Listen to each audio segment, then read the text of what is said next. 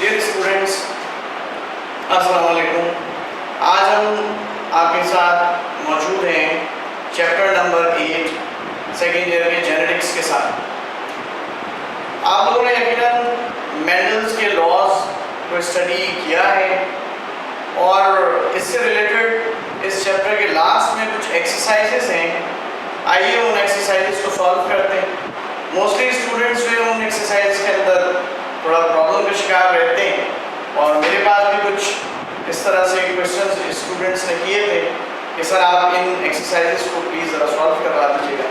तो इसी हवाले से हम डिस्कस करते हैं। आज का हमारा टॉपिक है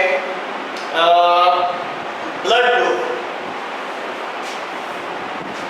पेज नंबर 204 और एक्सरसाइज 6 क्वेश्चन नंबर 6 में अच्छा यहाँ पर 3 क्वेश्चंस दिए हुए जिनमें क्वेश्चन नंबर 1 मेंडल के लॉ से रिलेटेड है। क्वेश्चन नंबर 2 और 3 जो है वो मल्टीपल एलील के टॉपिक से रिलेटेड है। तो आइए पहले हम थोड़ा डिस्कस करते हैं जेनेटिक प्रोसेस के बारे में। कुछ यहाँ पर जो दिए गए हैं, सबसे पहले एक जेनेटिक क्रॉस ए।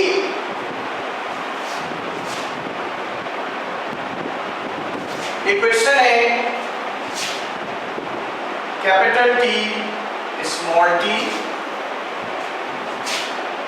Capital R small r versus capital T small t small r small r। Dear students, ये जो अल्फाबेट्स यहाँ पे लिखे गए हैं, अगर आपने मेंडल के लॉज को थोड़ा पीछे स्टडी किया हुआ है तो इन्हें हम कहते हैं जीनोटाइप। इस जीनोटाइप के अंदर 2 कैरेक्टर्स होते हैं। एक कैरेक्टर कैपिटल लेटर से रिप्रेजेंट किया जाता है और याद रखिएगा कि लॉ ऑफ जेनेटिक्स के अंदर अगर कोई कैरेक्टरिस्टिक्स कैपिटल लेटर से शो की जाती है तो इसका मतलब होता है कि वो कैरेक्टर डोमिनेंट कैरेक्टर। इसी तरह से यहाँ पर कैपिटल T एक डोमिनेंट कैरेक्टर को रिप्रेजेंट कर रहा है और ये डोमिनेंट कैरेक्टर है टॉल प्लांट, यानी प्लांट है उसका साइज या उसकी हाइट ज्यादा है। अब चूंकि आपको पता है कि अगर एक जीन मौजूद है तो उसके सामने दूसरी जीन भी मौजूद होगी क्रोमोसोम पे, और ये जो दूसरी जीन मौजूद होगी सेम कैरेक्टर की, इन दोनों जीन्स को मिला के हम क्या कहेंगे, एलील। तो ये एक एलील है और इसी तरह से ये दूसरी एलील है। अब यहाँ पर कैपिटल T जो रिप्रेजेंट कर रहा है वो टॉल प्लांट के डोमिनेंट कैरेक्टर को रिप्रेजेंट कर रहा है।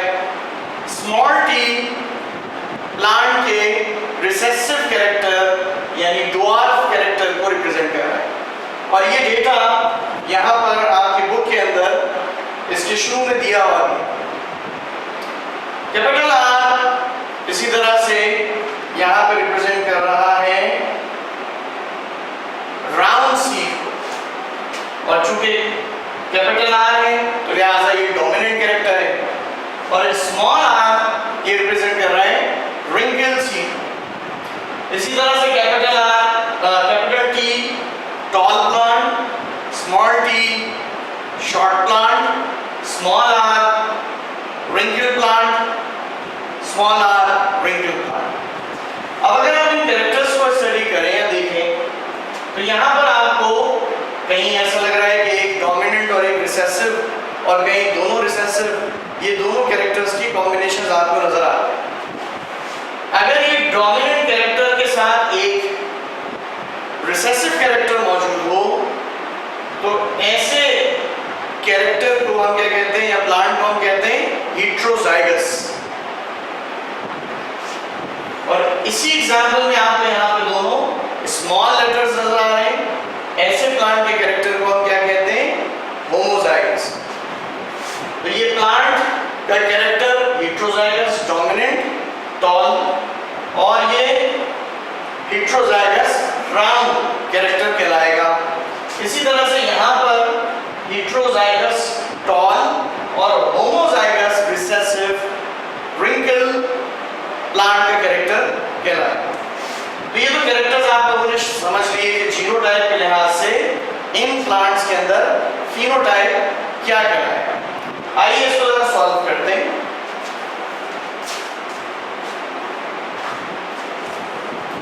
सबसे पहले हम इन प्लांट्स के, इन जीन्स के गैमीट्स बनाएंगे। आपको पता है कि ये एक डिप्लॉइड प्लांट है, ये भी डिप्लॉइड प्लांट के कैरेक्टर को रिप्रेजेंट कर रहा है, ये भी डिप्लॉइड है, ये भी डिप्लॉइड। और डिप्लॉइड से हैप्लॉइड में जब हम इसको कन्वर्ट करेंगे, जो कि ऑब्वियसली हमारे पास एक ही शक्ल है, और वो है गैमीट्स। तो यहाँ पर इससे जो गैमीट बनेंगे वो कौन कौन से कहलाएंगे? अगर हम इसको इसके साथ क्रॉस करते हैं तो एक कैरेक्टर हमारे पास आता है कैपिटल टी, कैपिटल आर, ये एक अलील को रिप्रेजेंट कर रहा है, यानी इसको आप इसके साथ कंबाइन कर दीजिए और दूसरी जानिब इसको आप इसके साथ कंबाइन कर दीजिए, तो ये बन जाएगा कैपिटल टी स्मॉल आर। ये चूंकि सिमिलर गैमीट्स हैं लिहाजा इनको आपस में हम क्रॉस नहीं करेंगे। इसी तरह से स्मॉल टी के साथ ये कैपिटल आर का कॉम्बिनेशन बनेगा और स्मॉल टी के साथ स्मॉल आर का कॉम्बिनेशन यहाँ पे आपको बनाना होगा। तो हमें ये एक्चुअली 4 अलग गैमीट्स हासिल हो गए। अब ये जो गैमीट्स आपको हासिल हुए हैं ये किसी इन दोनों प्लांट्स में से कोई मेल एक आप कंसीडर कर लीजिए। फर्ज कीजिए हम इसे कंसीडर करते हैं मेल प्लांट और इस प्लांट को हम कंसीडर करते हैं फीमेल प्लांट। तो अब इसके अंदर भी अगर इसी रूल को फॉलो करते हुए हम गैमीट्स बनाएं तो हमारे पास कौन सी गैमीट्स बन सकते हैं? कैपिटल टी के साथ स्मॉल आर और इसी तरह से दूसरा भी कैपिटल टी के साथ small r. Now small t के साथ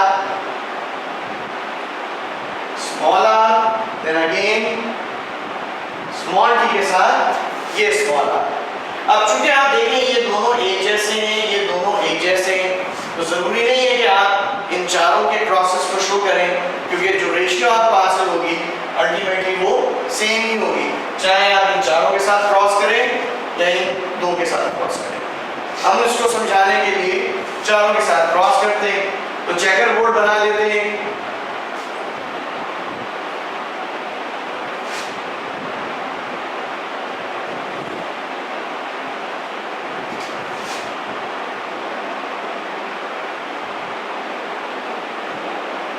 ये हमारा चेकर बोर्ड है।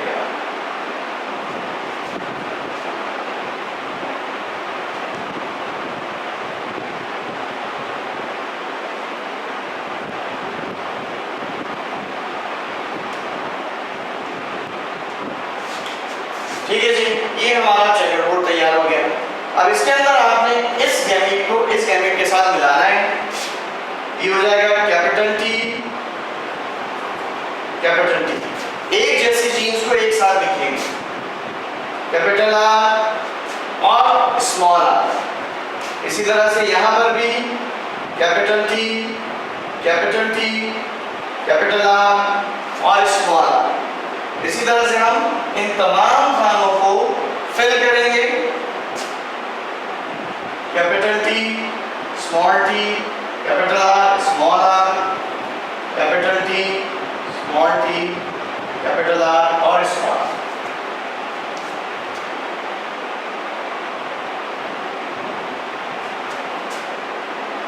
Capital T, small R, small R, capital T, small T, small R, small R, capital T, small T, small R, small are.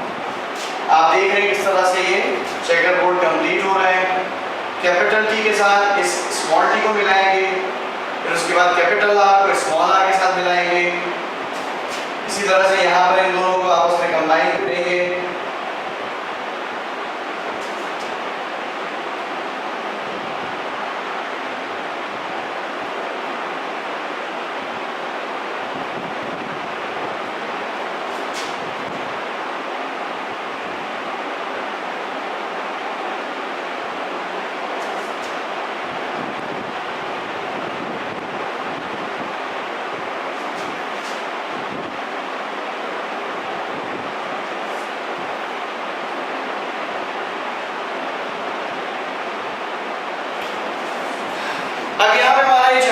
Complete हो गया। अब इस चेकर बोर्ड में हमने इनकी कैरेक्टरिस्टिक्स को लिखना है, जैसे कि आपको यहाँ पे नजर आ रहा है। एक्सक्यूज मी,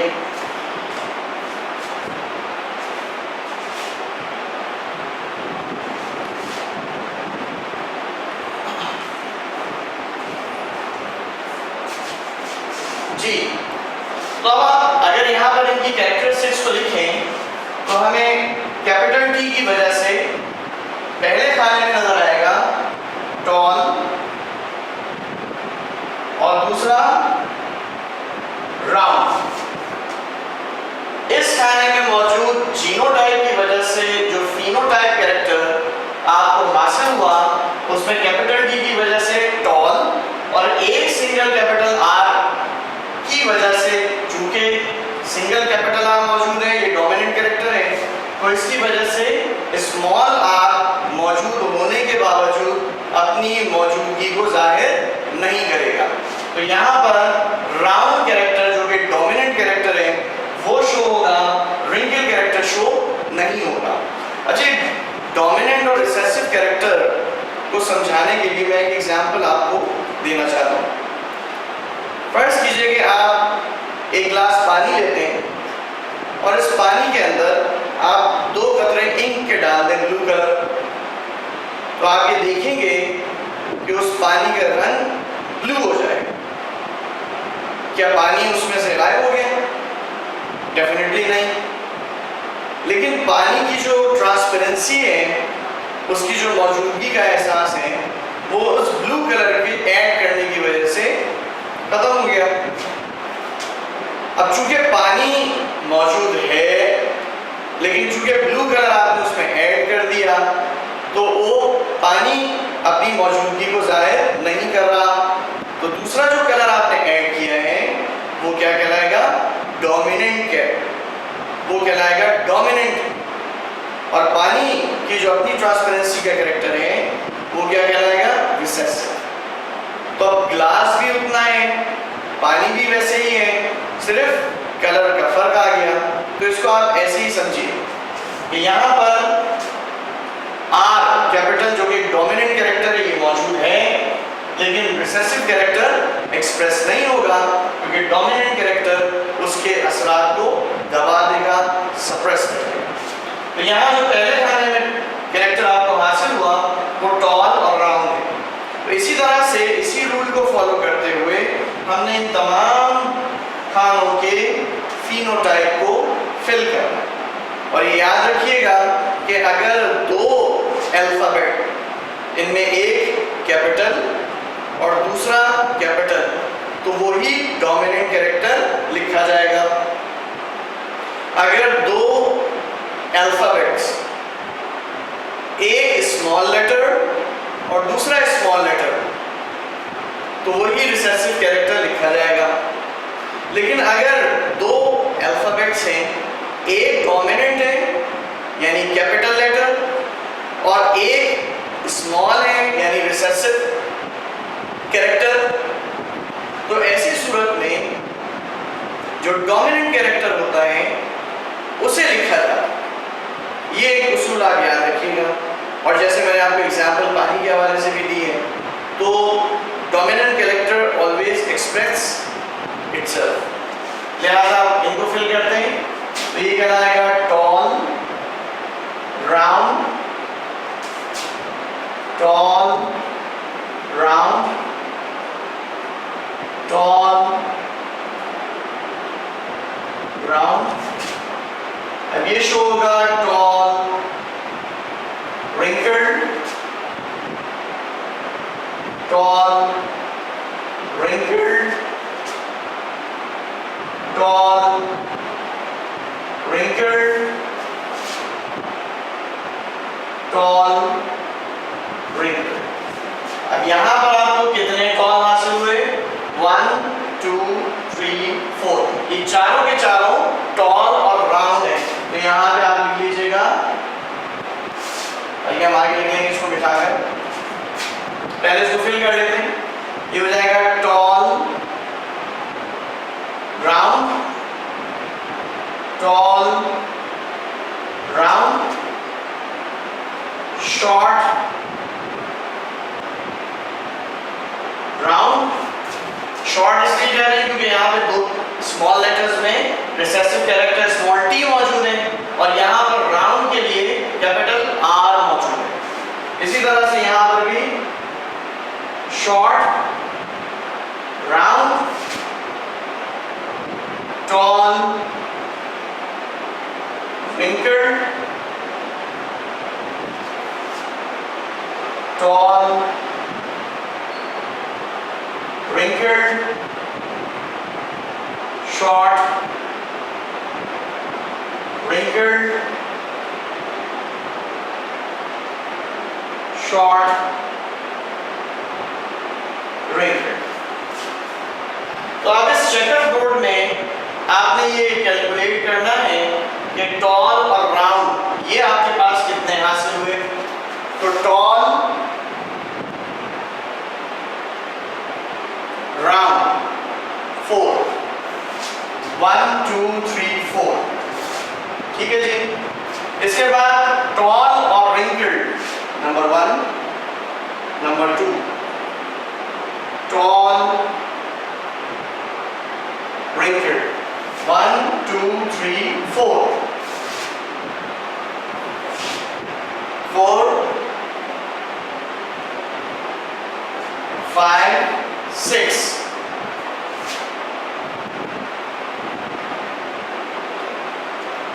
और टॉल राउंड हमारे पास 1 2 3 4, फिर यहां पर मौजूद कोई भी नहीं है, 5 6,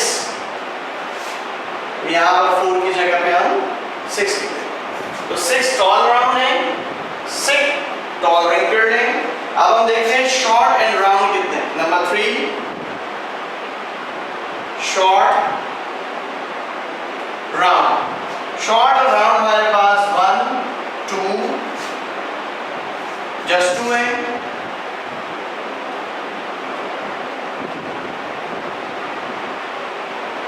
और नंबर 4 हमारे पास है शॉर्ट, रिंकल्ड।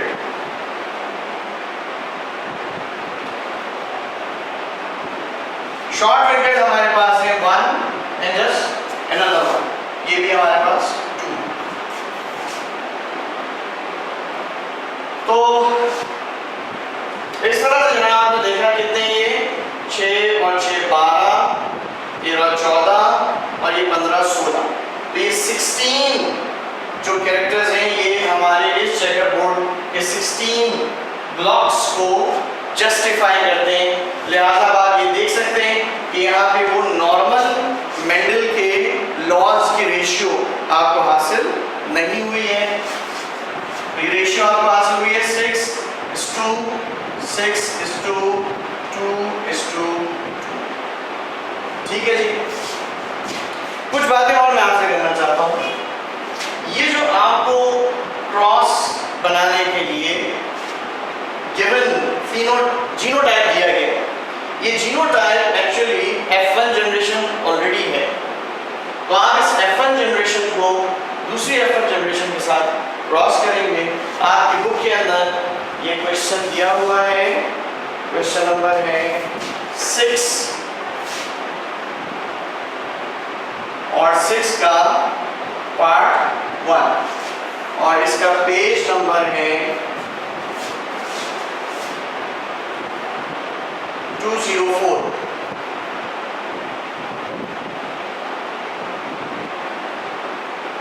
तो आप अपनी बुक में मज़ीद इस तरह के क्वेश्चंस को इसी लिहाज से सॉल्व कीजिएगा। और अगर आपको कोई प्रॉब्लम उसमें पेश आती है तो आप मुझसे कमेंट्स के पोर्शन में आप पूछ सकते हैं और फिर इंशाल्लाह मैं आपको और भी प्रोसेस के बारे में इस तरह से समझा दूँगा। Thank you.